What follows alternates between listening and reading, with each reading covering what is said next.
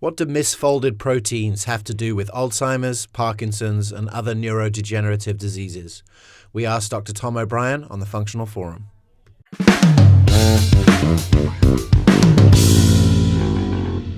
I know there's been some new science talking about that mechanism, what's actually happening, and I thought when you told me this last year, I just thought this was super fascinating and need to be on the Functinal Forum. Yes, and before I say that, I just want to give credit to Dr. Michael Gershon, I believe is from Princeton, who in 1999 published the book, The Second Brain. And that opened up the world to many of us that there really was something more than just this brain that was controlling how we function. And the things that he said back in 1999 have proven to be so true and accurate. I actually think that our gut is not the second brain. I think it's the first brain in terms of its impact. But a study came out recently that just rocked my world, and I've talked about it a lot since then. And with neurodegenerative diseases, specifically Alzheimer's and Parkinson's, what they know, of course, is that it's these misfolded proteins, that if it's Parkinson's, it's alpha-synuclein that gets misfolded, and if it's Alzheimer's, it's beta-amyloid that will get misfolded. And these misfolded proteins have an attraction to certain areas of the brain, almost like a magnet.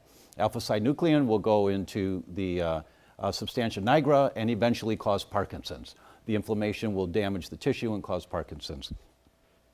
What they've now discovered is that the production of those proteins being misfolded occurs by dysbiosis in the gut. It's abnormal bacteria in the gut that will misfold those proteins.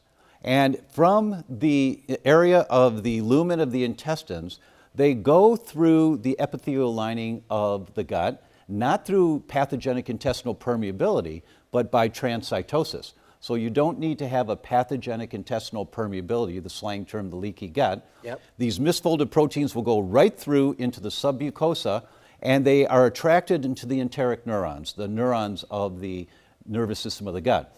They travel up the enteric nerves, neuron by neuron, and they get into the vagus nerve, and they travel up the vagus nerve, neuron by neuron, until they get up to the brain.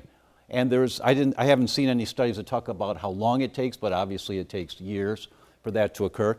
And they travel up the vagus nerve to get into the brain, causing that inflammation where the magnetism pulls that protein to a specific area of the brain.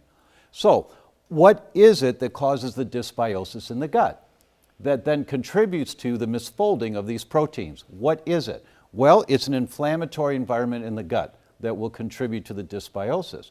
Where does the inflammatory environment of the gut come from? It most often comes from what we eat, that our food selections, whether they're foods that we actually have an immune reaction to or they're just bad foods for us, but it's the environment we create in our gut and the bacteria of the gut that will contribute to if these proteins get misfolded. Thanks so much for watching, and for more great clips like this, please subscribe to our YouTube channel. I've created a special free video just for you. It's called the 5 Steps to Becoming a Leader in Your Wellness Community, and it'll give you some of the starting points on how to position yourself as the leader in your zip code of your health community. All you have to do is click on the link below.